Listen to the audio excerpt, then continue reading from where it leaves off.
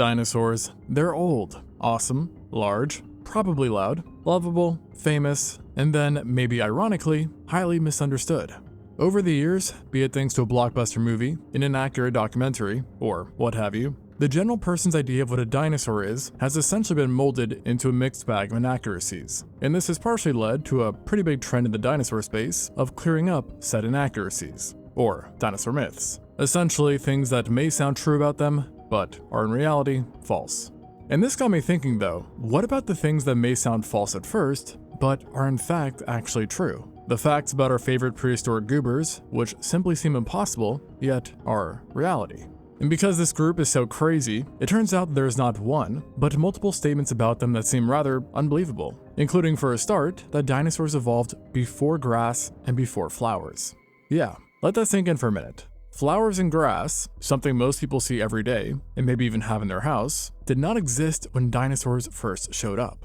And this seemingly out-of-whack timeline is simply a result of how insanely prehistoric this group truly is. Considering, as far as we know, the evolution of the first true dinosaurs could date as far back as the Middle Triassic, some 234 million years ago, or at the very latest, 233 million years ago during the Carnian stage of the Triassic, which would depend on which species one considers as the first real dino. And to really put this time into perspective, that is so long ago that many dinosaurs technically also lived on the other side of the galaxy, despite inhabiting the same Earth that we live on. Because, if you didn't know, the Earth and the solar system is always flying through space like a bullet, and since that time so long ago, it has traveled through different galactic neighborhoods within the Milky Way. On top of this, dinosaurs evolved so long ago that none of the oceans and seas around now were a thing yet, and Earth's land masses would have been unrecognizable to you on a map. And it's not just how old dinosaurs are, period, but how long their reign would go on for. I mean, sure, the very first dinosaurs were not the most impressive bunch, and in general they tended to be on the smaller side, were usually bipedal and possessed elongated tail-like appendages, yet they still were able to get their foot in the door, metaphorically, and were partially aided by a mass extinction event, which would cause them to diversify into a huge amount of varying groups and families, where they achieved a level of success that's never been seen before or since, as they essentially reigned as the planet's most dominant group for over 165 million years straight. For comparison, the reign of modern humans is less than 0.2% of that. So, we have some ways to go. And based on how that way is going right now, I don't think that's going to happen. And because of this long reign, it's actually the majority of non-avian dinosaurs that never experienced grass nor flowers, with flowers popping up between 130 and 140 million years ago, while for grass, it was no earlier than 100 million years ago. In other words, every dinosaur to have existed through the Triassic and the Jurassic would never have seen anything like flowers or grass, and hypothetically, maybe would have been quite confused by their presence. And because of their absurd age and duration of reign, there are a multitude of other almost impossible statements which would be true as well. For instance, it's also true to say that you live closer in time to a T-Rex than it did to a Stegosaurus, with a 76 million year gap in between them, while for us in the Big King, it is just 66 million years. Now, this is one of the more common time facts regarding dinosaurs, so you might have heard of it before. But another way of looking at it is that by the time the T-Rex showed up, many of the dinosaurs you often think of living side by side it were not only gone, but already fossilized. For example, take the Allosaurus. It has been shown more than once in movies and in other media fighting a T-Rex, and yet this brawl is about as accurate as an alien making a movie in which humans are battling a Triceratops. So yeah, pretty crazy. And on a similar note, it's not just the time relating to dinosaurs that's hard to wrap our heads around, but also their physical distance, so to speak. Because, and unsurprisingly, just like animals of today, the dinosaurs of old each had their own areas and environments that they called home. And this probably makes a lot of sense to you, but it does also mean that a lot of dinosaurs that people think lived together, in fact, did not, even if they did somewhat line up roughly on the timeline. And this is perhaps best showcased by the first Jurassic Park, where in that final battle, a pack of quote-unquote velociraptors take on a Tyrannosaurus, resulting in many considering the two to be arch enemies. And though these two species did technically coexist in time, they definitely never fought, or even met for that matter, as the velociraptor was restrained to the Asian continent, while the T-Rex was found in North America. And really the takeaway here is that dinosaurs lived all over the world, not just in one spot, with every single continent having some degree of dinosaur fossils in them. And because of this range and their mind-numbingly long existence, dinosaurs came in just about every shape and size, and expanded to almost every niche you can imagine. Which is why I also find it quite hard to believe that during their entire reign, not a single one of them ever became fully aquatic. Now you may know this already if you watch some of my other videos, but Come on, that's pretty freaking insane. As across the entire board, none made the transition to being fully aquatic, whereas other groups like mammals, snakes, turtles, and more have made the return, which is pretty odd.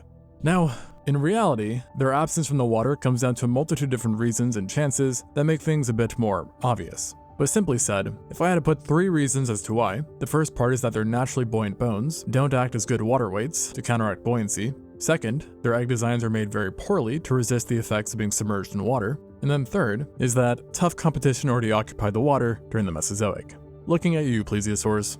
But what's also odd is that even now, no fully aquatic dinosaurs exist. You might be thinking, well duh, there are no dinosaurs around. And yet, they are all around us. As again, against popular misconceptions, the group never died, as birds are in fact dinosaurs. Shocker, I know. And I don't mean they're dinosaur-like, or just heavily related to them. Rather, they are dinosaurs in every sense of the word, just as much as an Allosaurus or Argentinosaurus is. And part of this confusion surrounding birds stems from how we refer to them as avian dinosaurs, and the extinct group as non-avian dinosaurs. But really all avian means is that birds are avialae, the last clade of living dinosaurs. It'd kind of be like if tyrannosaurids had survived, and then you would hear that the tyrannosaurids lived while non-tyrannosaurids did not. So in the end, they are still obviously both dinosaurs, it's just a taxonomic thing. And because birds are dinosaurs in, again, every sense, it also means that dinosaurs are technically still one of the most successful groups of animals alive. And while they don't rule the land per se, like they used to, saying that dinosaurs rule the skies is a valid statement, especially considering that over the 11,000 known bird species, over 99% of them are flyers. So in a way, their rule never ended, it just changed. Additionally, because those 1% of birds that still walk around part or full-time, you would technically still be correct in saying that dinosaurs still walk the planet this day, no matter how strange that sounds. Another fascinating thing about birds, and their relation to dinosaurs, is that they are all theropods, who belong to the Maniraptora clade, the very same clade, by the way, that gave us Therizinosaurs and Oviraptors as well. Which also means that a bird is way more related to dinosaurs such as the Therizinosaurus than the Therizinosaurus was to many of the quote-unquote traditional dinosaurs it lived alongside. Additionally, just because it's so famous, you should also know that birds are more related to the T-Rex than the T-Rex is to either an Allosaurus or Giganotosaurus, no matter how hard that is to believe. I mean, they look very similar to some, and are definitely more similar in size, and yet, a chicken is more related to a T-Rex than a T-Rex is to a Giganotosaurus. So next time you see a chicken, put some respect on him. And understandably, some of you may be skeptical of this information, especially because at first it does seem like a bit of a stretch. However, this conclusion comes from years of research that involves many different independent pieces of evidence. Firstly, while dinosaurs were diverse across the board, birds did highly resemble numerous non-avian genera, such as velociraptors or microraptors, while even their plumage and soft tissue matched what has been seen in other dinosaurs, suggesting a strong relation. Because while convergent evolution can explain feathers in multiple creatures, the exact details of the feathers are rarely the same unless two things are related, given how complex they are structurally. And then, beyond outside appearances, they also share many internal traits, including wishbones, hollowed bones with air sacs, and more, with birds actually sharing more characteristics with dinosaurs than any other living animals of today. And this same logic is also how scientists were able to conclude that bats were mammals instead of a bird or something else, before we actually genetically tested them. And then the same rationale is also tied to how we know they're more related to the T-Rex than a Giganotosaurus or Allosaurus. As of now, there are two main groups of theropods, the Carnosaurs and Coelurosaurs, and the latter is the one that scientists say birds belong to, as members of this group could have feathers, whereas Carnosaurs, the group to which the Giganotosaurus and Allosaurus belong to, were all scales. And then there's also many other little differences as well. And just for a nice little cherry on top, in 2007, a team of researchers were able to sequence a tiny, yet impactful piece of collagen protein from a 68 million-year-old T-Rex, which closely matched the amino acid sequence seen in, wait for it, chickens. And of all the animals they tested, it was indeed chickens who had the closest match, showing that they had been on the right track all along. And frankly, this area, in other words, regarding how we know things about dinosaurs, is also an area where certain statements can sound impossible at first. To give an example, if someone finds a dinosaur tooth that is serrated and sharp, you probably wouldn't raise your eyebrows at them claiming that it belonged to a carnivorous animal. But if this tooth was the only thing found, and then they say something like, oh, it's a new species of dinosaur, let's say a Spinosaurid, then you might start questioning things. Because I mean, again, it's just a tooth. But the reality is that dinosaurs can in many cases just be classified off of fragmentary remains alone. And this is primarily because bones are much more specific than one might think. In the case of dinosaurs, each group had unique characteristics that in some cases came down to the smallest details, such as, for example, the density of each individual bone, which is why even now, if you took a tiny sliver of, say, a hyena bone and put it next to a speck of a lion bone, someone could likely tell them apart, even disregarding any sort of genetic analysis. And this is especially the case in certain dinosaur species and groups that have traits which are autapomorphic, meaning it's a distinct feature only found in that group or species. Spinosaur teeth, for example, have autapomorphic features, meaning that if you found a lone tooth with the same traits, you could deduce that it must have come from a spino. And then if it has those traits, and then also other distinct ones that don't match anything seen previously, you might be able to conclude that the tooth must have belonged to a new type of Spinosaurid, considering the shared features and the new distinct ones. And this works with non-teeth too, as nearly every bone is special in its own way. And it's through these odd isolated features that it's possible to tell a dinosaur by a small piece of bone alone. Additionally, it also helps to match fragmented bones to other discovered ones, which can also serve as a method of identification. Now, with this said, there's also plenty more to dinosaurs beyond their general classification that we're able to find out, and new tech has allowed especially pretty impossible sounding stuff. Like, for example, knowing some of their colors, which we can deduce from preserved melanosomes, understand the texture of their skin from fossilized skin impressions, and then even what some of their brains were like, as seen in the Tyrannosaurus rex. Now yes, no brain matter has actually ever been found belonging to the king, but exceptionally well-preserved skulls have, which has in turn preserved as endocasts, the internal cast created by the brain in life, which then, based off of studies using still living animals, is surprisingly accurate in at least telling us the size of the brain and the general shape, allowing us to infer certain things, such as, based off of its shape, if the shape suggests an intelligence more similar to that of a crocodile or a primate. And so this is some pretty nifty stuff, and obviously perhaps a little bit controversial considering the statements made, and it has taken a lot to prove true. But one area that doesn't take too much effort to verify is the general size of dinosaurs. At least in the sense, if you find a big bone, you know that it's probably from a big dinosaur, and a small one, a small dinosaur, etc., etc. And perhaps the thing that documentaries and movies frequently get correct is that, at the very least, everyone knows that this group cooked up some pretty massive animals over the years. Yet, the one thing that I'll say about this is that even through movies and documentaries, their sheer size is still hard to stomach, and in some ways defies what seems possible. For instance, if you made a list of the 10 largest animals to ever walk, they'd all be dinosaurs.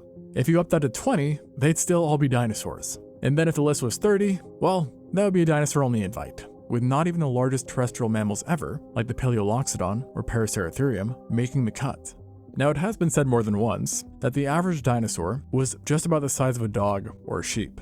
But this is really a myth stemming from the early 90s, and actually a little bit from Michael Crichton's work, the man and legend behind Jurassic Park. And while this might sound true, it is certainly not, with the average dinosaur in reality being far, far larger, making it an almost impossible challenge to randomly select a small species, with one meta-analysis stating that the average dinosaur was a whopping 4,282 kilograms or 9,440 pounds. So in other words, over 4 tons, and similar to the weight of an Asian elephant.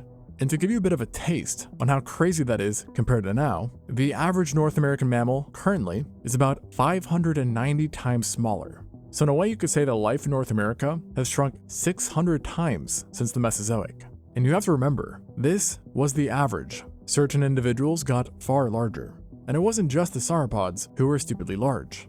For instance, the largest duck-billed dinosaurs, which we usually consider to be non-scary dinosaurs, were sometimes sauropod-sized and could possibly weigh over 20 tons.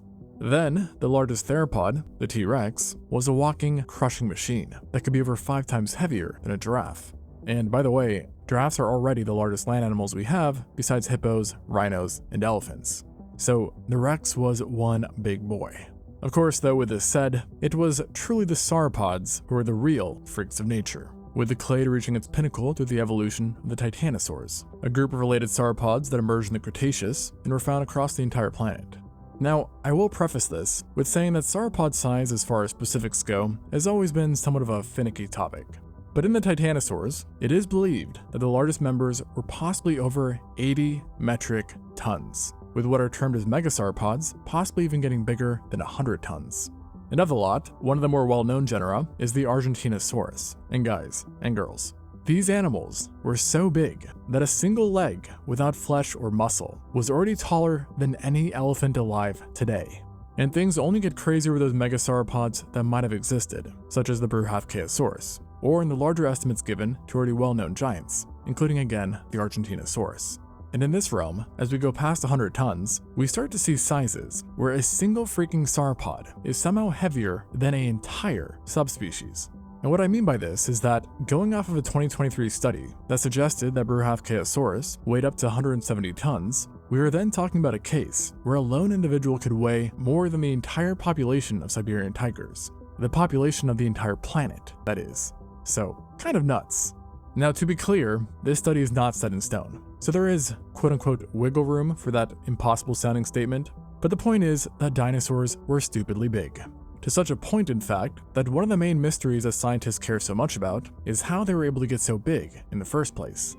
Obviously, whales of today are mammals that can rival or beat the largest dinosaurs, but they're kind of cheating, as they live in water, which helps to support their weight, whereas dinosaurs lived on land, making the interest that much greater. And because so many of them were so large, it was actually once thought that their size had to do with the planet itself, with one idea being perhaps that the planet had lower gravity during the Mesozoic. This has obviously been debunked, and instead a new growing idea is that it was a blend of various factors that allowed for the dinosaur's size, that, unsurprisingly, had to do with their own physical adaptations, such as hollow bones and bird-like breathing. And then there was, of course, ecological reasons as well. But again, the bottom line is, we're still not 100% sure on how they did it. And that's pretty metal. When you are so freaking big, the scientists are pretty much like, well, beats me. And I think that's a great wrap up for dinosaurs as a whole, and this video. Thanks for watching, and until next time, on ExtinctZoo.